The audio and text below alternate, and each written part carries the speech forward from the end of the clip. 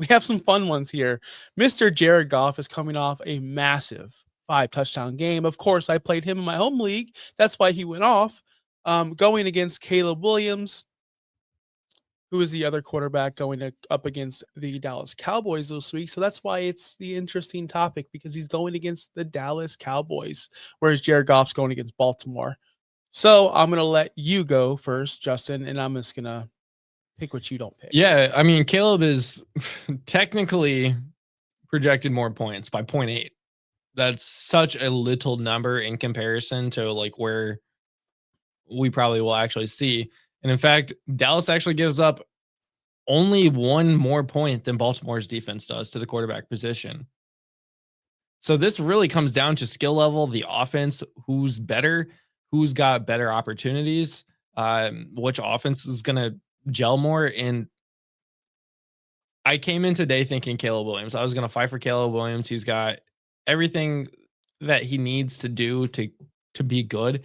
And I think this is going to be a pretty good bounce back game going up against Dallas, who just let 37 points go against New York, who is a very bad team in general. But I think I will still go with Goff because this is going to have to be a shootout to win. This is going to be a similar game to Buffalo-Baltimore, where there's going to be a lot of points scored in this game so that either team will win. Goff's not going to throw 5 touchdowns again. He's not going to do that. He is. I'm sorry. He's not Peyton Manning of like the late 2000s. It's not going to happen. So don't expect 5 touchdowns, but 2-3 touchdowns. I could definitely see Jahmyr Gibbs getting in the end zone a couple times will be probable. I just don't think it's going to be nearly as a blowout as it was against the Bears. But I will lean towards Jared Goff this week. I do not hate that at all. This one I'm still up in the air of who I'm going to pick. Let's just be honest with you guys. I have all the stats in front of me that can argue either side. Jared Goff is completing 80% of his passes right now, which is bananas, ridiculous, borderline stupid. I wish my Dolphins quarterback was that good. But he's playing against Baltimore this week, who hasn't really done well against, like, historically at all. But this is a new team, new situation. They're hungrier. They want to win. They proved me something against Chicago when he said, F you, Ben Johnson.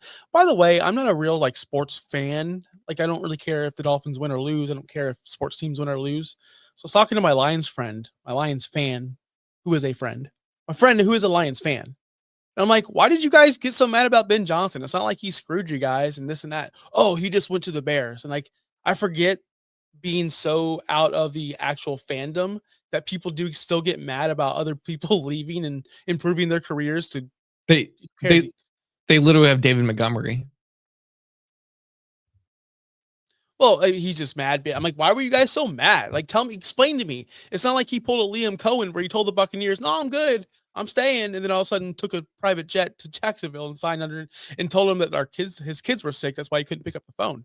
I think the Bears Lions is such an intriguing thing in general. I just don't get it.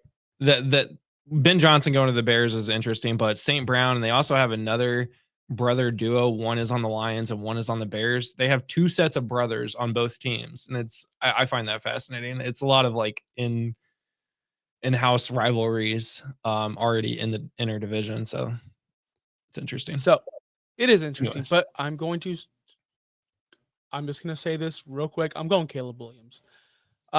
I just think Caleb Williams, they're going to figure it out over there. They're going against the Dallas Cowboys, which we just saw Russell Wilson have a 2012 Russell Wilson's type of stat line. It was phenomenal. Russell Wilson, remember, he against Washington, yards per attempt was 4.5. He only scored 11.1 fantasy points. Russell Wilson was extremely bad. It got to the point where people were adding Jackson Dart going, okay, when's he going to start? This is it. Yeah. And now he played Dallas. It's like, oh, yeah. Russell Wilson's back, baby. Malik Neighbors, Wan'Dale Robinson, we're all back. So was it a trick? Sure. Things are tricks in this world. Caleb Williams could do the same thing with Rome Odunze and DJ Moore. You can argue that they have not as good talent because Neighbors is up here and Odunze is not there, but DJ Moore is also up here where Wan'Dale is kind of right there too. So they have just as good as weapons. They can do this against Dallas, but Baltimore also gives up 26.6 points to the quarterback. This is very tough. You want to go with the safe floor with Goff or the high ceiling with Caleb? But Jared Goff can also hit that ceiling as well, but he needs 5 touchdowns to do it, whereas Caleb can get the rushing yards that Goff just doesn't offer. Yeah.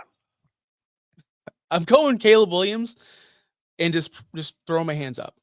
Jesus, take the wheel.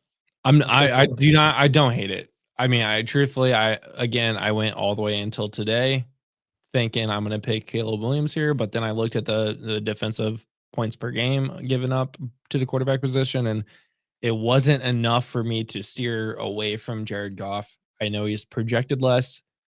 The Ravens give up only one less point than the Cowboys do to the quarterback position, but I'm just looking at the rest of that offense. I think Odunze and DJ Moore are good. Odunze had 2 touchdowns last week.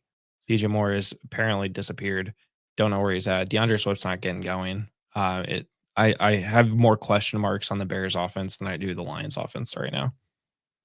And we could easily see a world where they want the best defense is to take Lamar Jackson and Derrick Henry off the field, where they get back to their basics and they pound the rock with Jameer Gibbs and Montgomery. Yes, Gibbs had 100 total yards last week, but it's not the Gibbs that we've known or seen in the past. Montgomery scored a touchdown, which is a great sign. Look, everyone from Detroit was awesome last week. They don't want to get into a track meet with Baltimore. Mm-hmm. So I think they're going to try to slow the game down, use their amazing Sonic and Knuckles duo, the running back position, where Jared Goff will not need to throw 5 freaking touchdowns.